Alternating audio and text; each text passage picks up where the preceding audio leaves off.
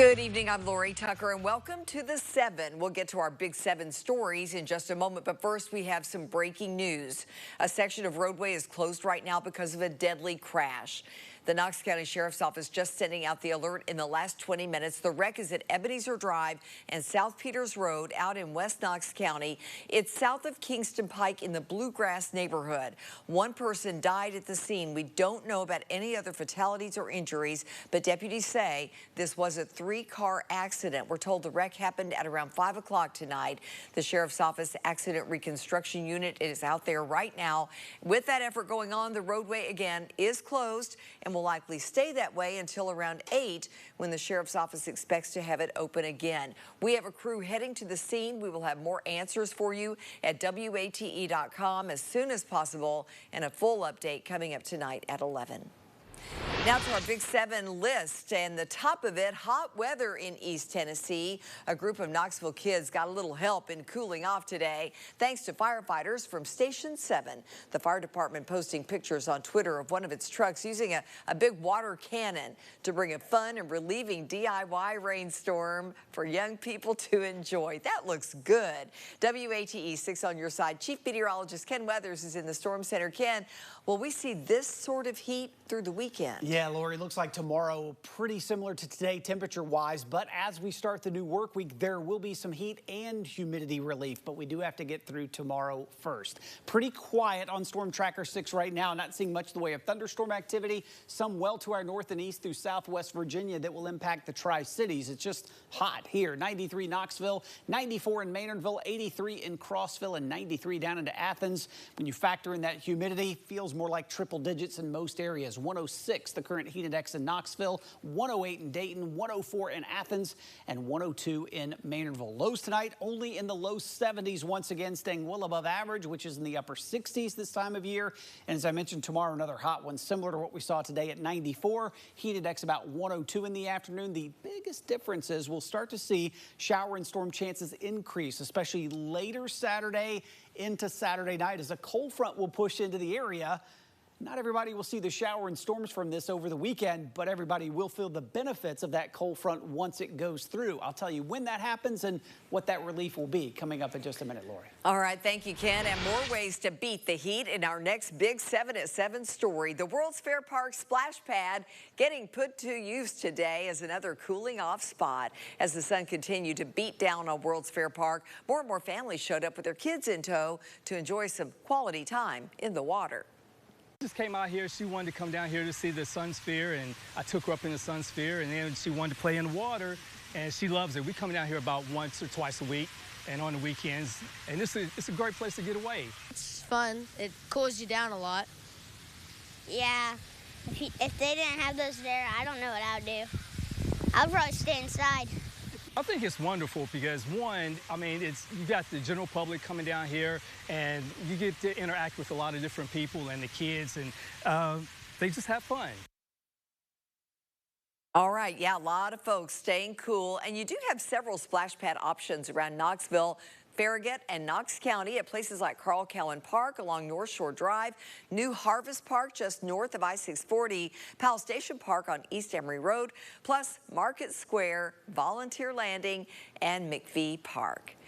You heard this from us last night, but we need to make sure you get the reminder hot weather is extra dangerous for the most vulnerable of your neighbors. So this is one of those times when you might consider checking on your older friends and relatives. See if they're able to stay indoors and that their home has a cool working source.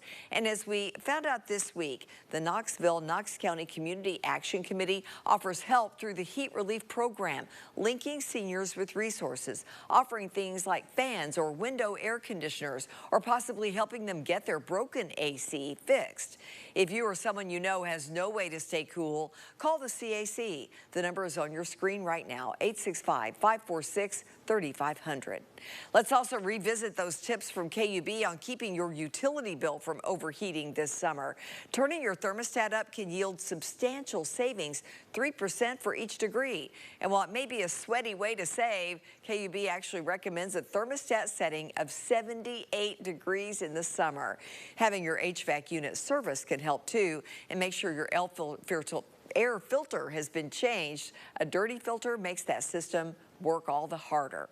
TVA offers up similar advice for summer power savings. Switch on a fan to make those higher thermostat settings more tolerable, and wait to use high energy appliances, things like dishwashers or clothes washers and dryers, until the cooler hours in the evening. Also, you might try looking for other ways to make lunch and dinner so you won't have to use your stove or your oven.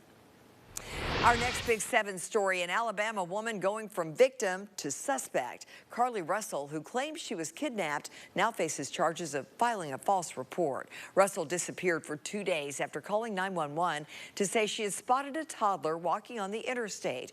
Russell eventually showing up back at home with a story about being forced into a vehicle. Monday, her attorney released a statement admitting she made the whole thing up. Hoover, Alabama's police chief today announcing Russell's arrest, explaining that the charges she faces are misdemeanors, each carrying up to a year in jail and a $6,000 fine. But with how much attention Russell's case stirred up, the chief says it's likely to leave the public unsatisfied. Judging from the amount of phone calls and emails that we've received from people all over the country, I know many are shocked and appalled that Miss Russell is only being charged with 2 misdemeanors, despite all the panic and disruption her actions caused. Let me assure you, I too share the same frustration, but existing laws only allow the charges that were filed to be filed. The police chief says he'll reach out to lawmakers, hoping they will add stronger penalties into the law. Russell turned herself into police this morning and then posted $2,000 bond and was released. Our next Big 7 story brings us back to East Tennessee, specifically to the Louisville community of Blount County, where a wreck 24 hours ago leaves an adult dead, a teenager hurt. The crash happening on Miser Station Road around 7 last night. Only 1 car was involved.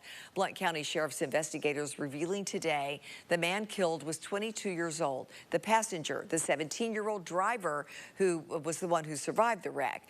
The sheriff's office has not yet revealed their names, as deputies are still looking into what happened. A big decision in a deadly encounter as our Big 7 list rolls on tonight. Think back to April 3rd when we found out that this man, Roy McGrath, died here in Knoxville after weeks on the run. McGrath was the former chief of staff to Maryland Governor Larry Hogan and had been facing wire fraud charges. McGrath was shot and died at the hospital. No charges will be filed against FBI agents who were trying to arrest him.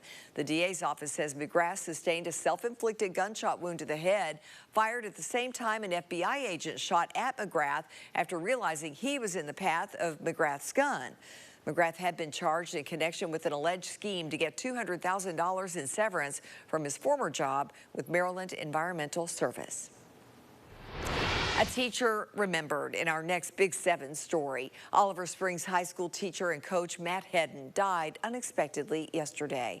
Hedden's sister says the Tennessee Wesleyan grad started teaching at the school just months after he graduated from college, and he stayed there the rest of his life. Headden played 4 years of college football at Tennessee Wesleyan, evidence of his passion for sports since kindergarten. His sister says students and athletes loved him just as much as he loved them. He was one of these people who didn't try to impress anybody. He just,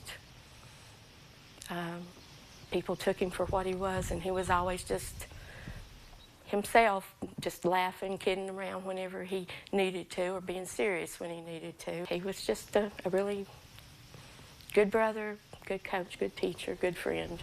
At 51, Headden was the youngest of 5. We're told he had planned to retire within 2 years. And with 475 wins under his belt, he had hoped to hit 500 wins by then. Funeral arrangements have not yet been announced. Tax-free weekend is here as back-to-school season ramps up in a big way. You can save some money on clothes, school supplies, certain electronics like personal computers. The tax-free back-to-school event runs through Sunday. And the second holiday starts August 1st and runs through October 31st. We're talking about money you can save on many groceries. Now, alcohol, tobacco, candy, dietary supplements, those are not included in those savings. Neither are prepared foods or food or ingredients that are sold at gas stations or vending machines.